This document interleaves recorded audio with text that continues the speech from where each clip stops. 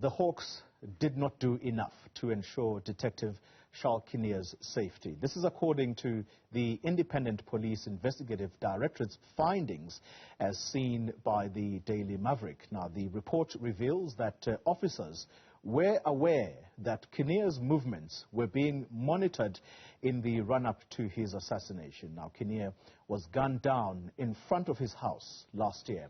He had been investigating several underworld crimes as well as an alleged syndicate involving police officers in Gauteng, helping suspects get firearm licenses, for example.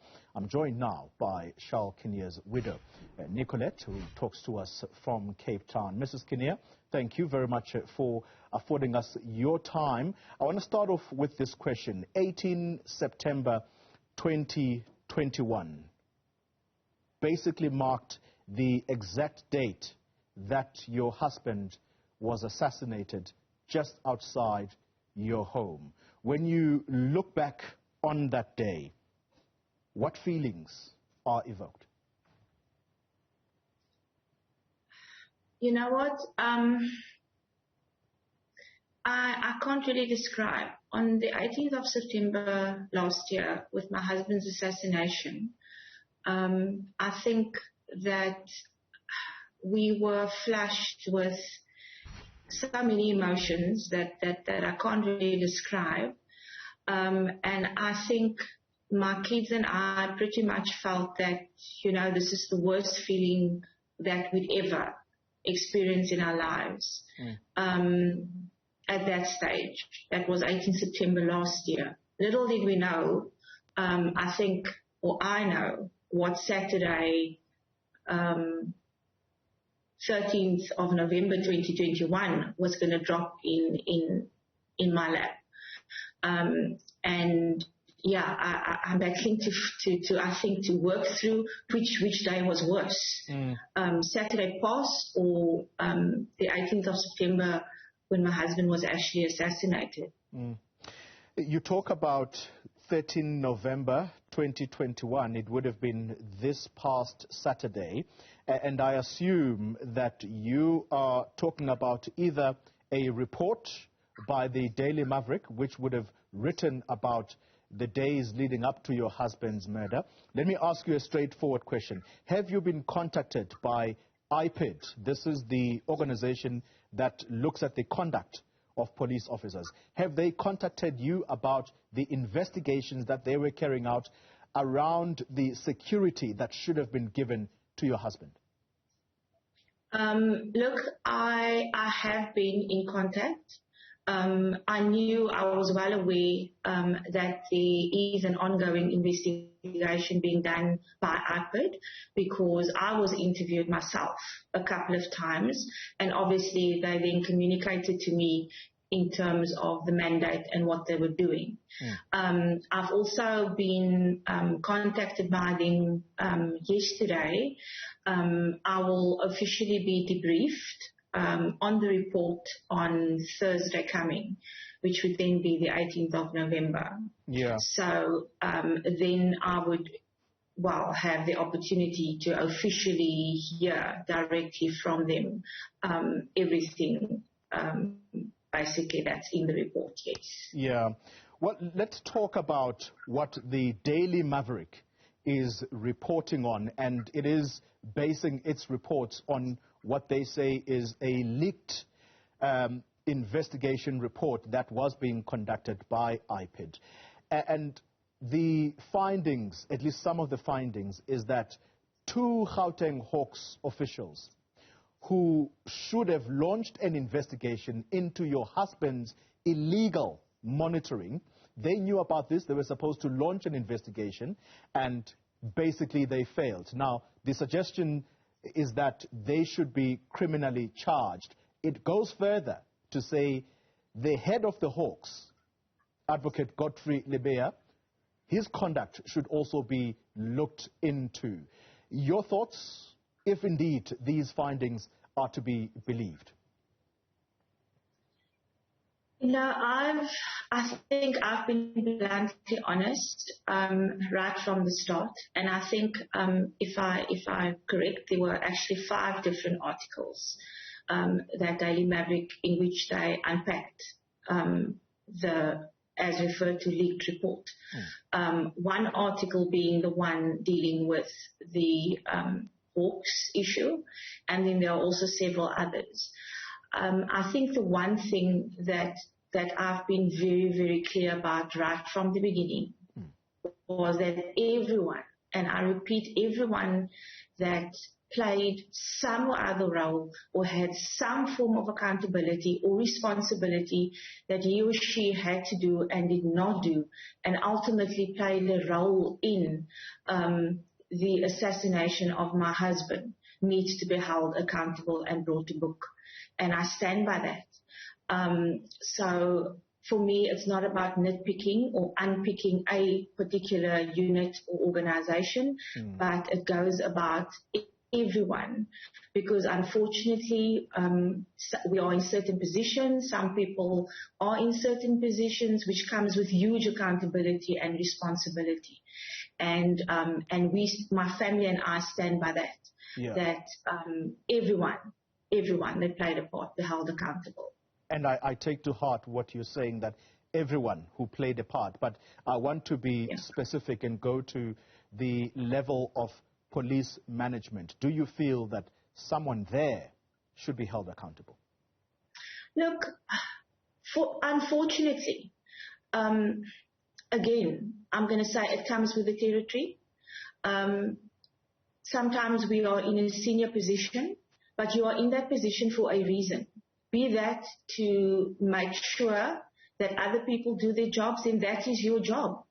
To ensure that other people are doing theirs, which obviously is going to come to management level, where even though they may not have the feet physically on the ground, but they have the job to make sure that those who are on the ground do their job. And likewise, when it came to my husband's risk assessment and that whole messy and tacky part of it all, and I think that for me is the frustration. If I read this report or the articles, all that I see is much of everybody doing nothing. Shifting the buck, moving papers, playing the blame game. And I think where I'm at, actually on Sunday when visiting my husband's grave, I actually thought, how many knives was actually stabbed into his back, some even twisted, by the very people who we trusted, who he trusted. And that for me is heartbreaking. Yeah. So I feel that yes, management definitely had a responsibility to make sure, as I said, that because it wasn't as though it came as a surprise. I've said before, our nightmare didn't start on the 18th of September 2020. Didn't start the 21st of November 2019 when our house was attacked with a hand grenade. It goes way back. And for me, this is not going to... I am so tired, and I think the rest of the country might share my sentiments. I'm so tired of commissions, inquiries, and everybody, and names coming out, and all good and well. And then what now? Somebody just gets wrapped over the knuckles and we move on. I think it's time that we are bold enough to take accountability and responsibility if you did something wrong. And as I said, obviously I'm to meet with IPID on Thursday and discuss, because I've got a lot of questions.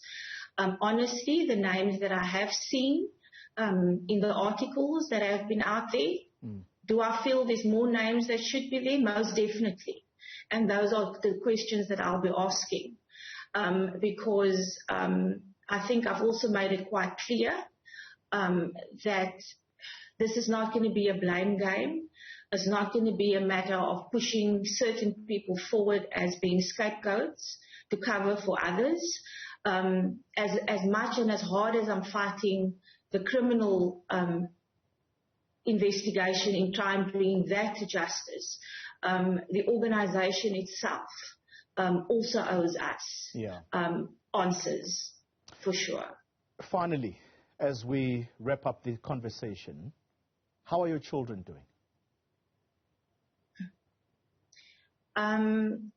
You know what? The boys are gutted. It's been very, very difficult. I think we've always said that, even in my petition that I wrote, I mean, I asked these hardcore questions. So I think deep down we knew, you know what, but it's just, I think now being faced with the reality, being faced with the report, what we've been saying and what our plea has been and what we've been crying about for years, seeing it now coming out on paper, saying that you just grossly failed. This family, my husband, because all that he was doing was his job.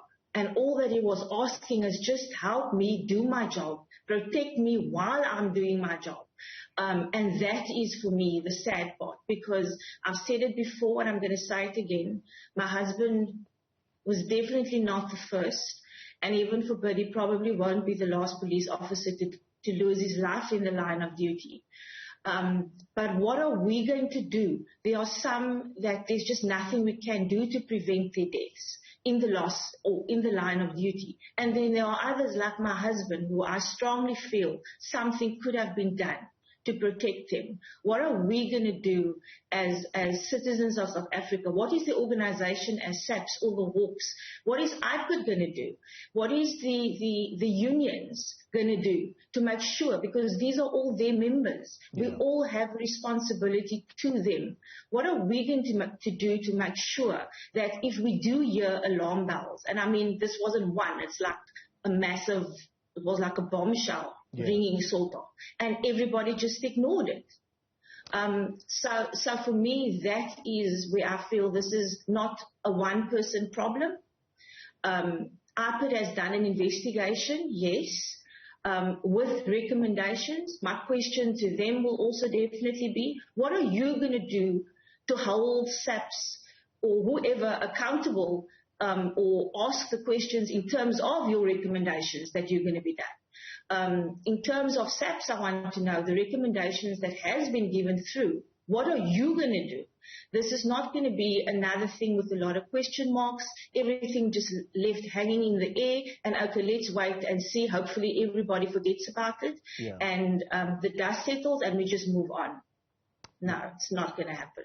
Nicolette Kinnear, thank you very much for your time. That's the widow of the late Charl Kinnear.